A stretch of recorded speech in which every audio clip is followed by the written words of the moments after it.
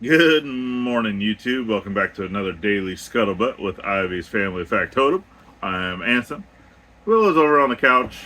She may or may not come over here and give us a hello, but normally I'm on the other side, so she'll put her head up on my shoulder, but I didn't feel like sitting over there today because, for one, it's a little closer to, you probably already hear it in the background, our dehumidifier. So, yes, anyone that watches the video of the short that I posted this morning, we were up late last night cleaning the RV from all of the mold that's been growing that we have not noticed until lately, because mom and dad, right, they were sleeping in this room back here, so the girls' room, and where their airbed was, because they were still using a queen size airbed. It doesn't really fit in that space very well, but they still were using a queen size airbed. And whenever we took that airbed out, we saw the entire wall area of where that airbed was on the slide out portion wet with mold. Right, it was like the furry growing mold. So at that point, when we saw that, we're like, oh, great. Because I'd already seen that there were some spots in the bathroom that had mold that we've been keeping up with. But it's a bathroom, right? I already knew that it's not very well insulated. I still need to get covers for the vents because we don't have that. And we still don't have a skirting. But this RV has the insulated underbelly to where nothing is exposed, and it's supposed to be an extended season rated RV. So the underbelly is not the issue. The walls themselves, of where the walls meet the roof, is either has no insulation up at that point, and it's leaking air or whatnot, because almost every single area of this entire RV where the roof meets the ceiling has condensation.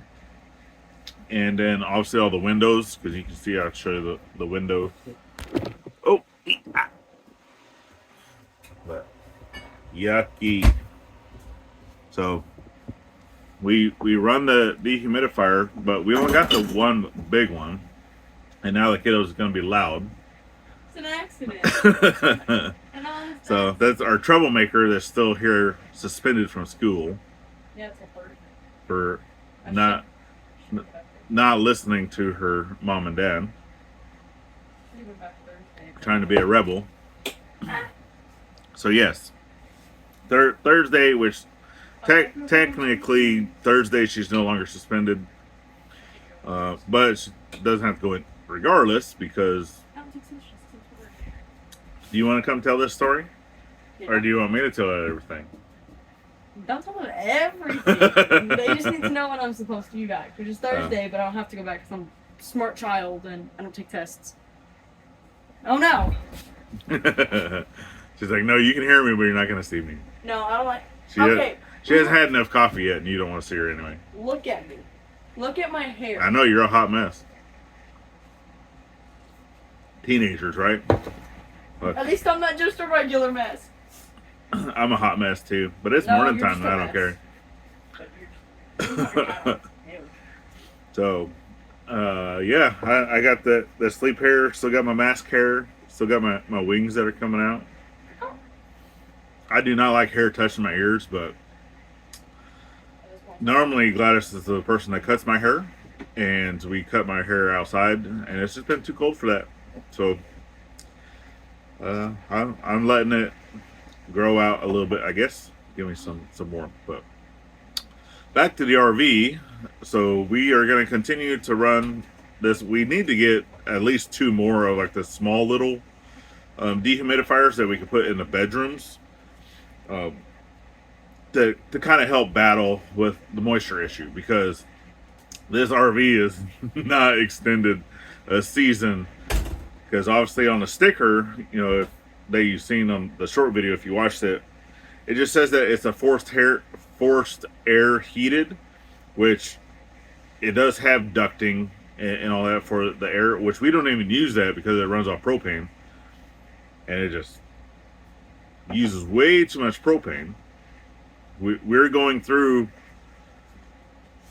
over 200 gallons of propane in roughly 2 weeks.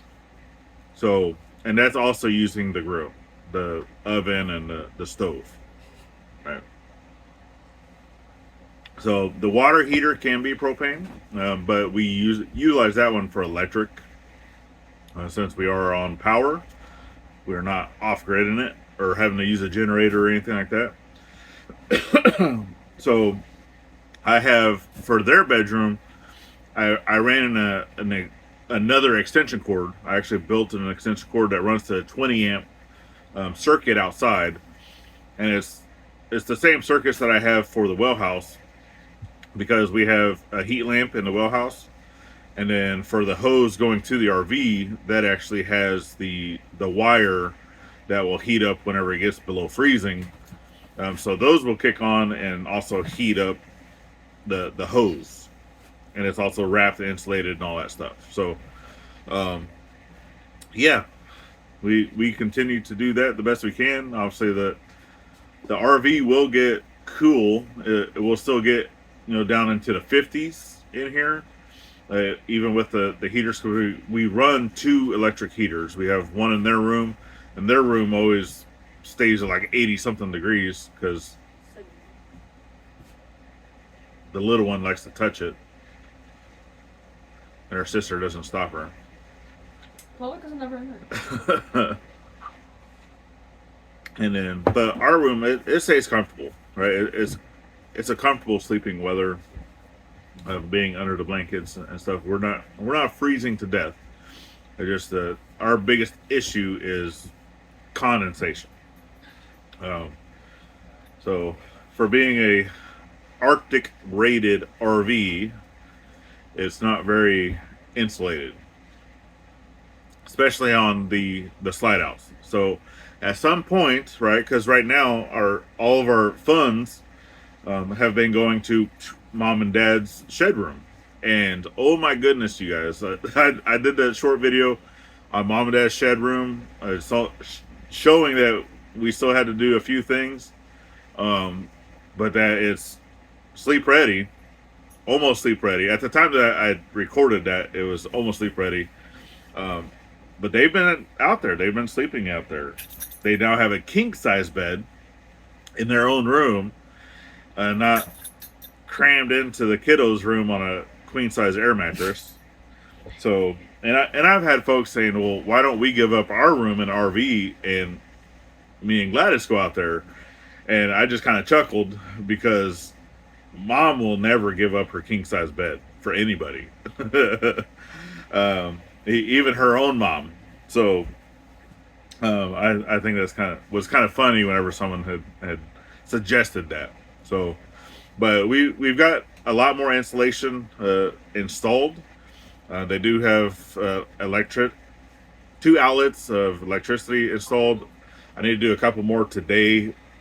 All the door has been weather sealed, so any of the gaps of where the roof, you know, come to meet the wall, so you have your soffit areas, those have all been shoved with insulation to where it minimizes the amount of air coming into the space, you know, just to cool stuff down, right? So they keep it nice and warm in there. So obviously both mom and dad are from South Texas, and it stays a little warmer down there than it does here.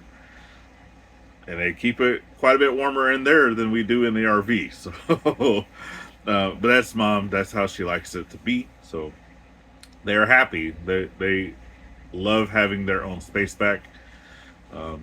I keep telling mom that it's still a construction area, that she needs to be a minimalistic whenever it comes to putting her stuff out, because mom will completely fill the entire area with all of her goodies, right? She does have a little bit of a hoarding problem, but to her it's not a problem. And I know when she fills it all with all of her stuffs that we're not gonna be able to get in there and work very efficiently without having to move 1,000 things. So hopefully she can keep it to a minimum, and we can still get in there to install electrical. We can still get in there to install insulation on the walls and stuff. We are going to be adding a restroom in there, so that's another thing that we're going to have to be moving stuff around for. It's just going to have a toilet and a sink. We're still kind of debating of what type of toilet we're going to do, whether it be a composting toilet, whether it be a traveling type camping toilet that just has a tank that needs to be emptied, or just a full-blown regular toilet that we pipe over to the septic tank. I don't know yet, so we'll get to those beans when we get there. So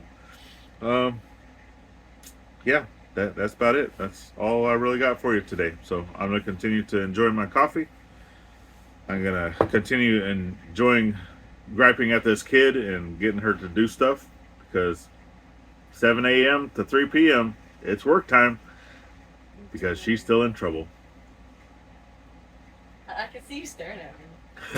I can see you looking at me. So yeah, but anyway, we definitely appreciate you guys for enjoying the journey, helping us grow, sharing us out. We greatly appreciate it. Thank you so much, because that last short video that we did of the shed room has went semi-viral, so we definitely appreciate you guys for that. Thank you.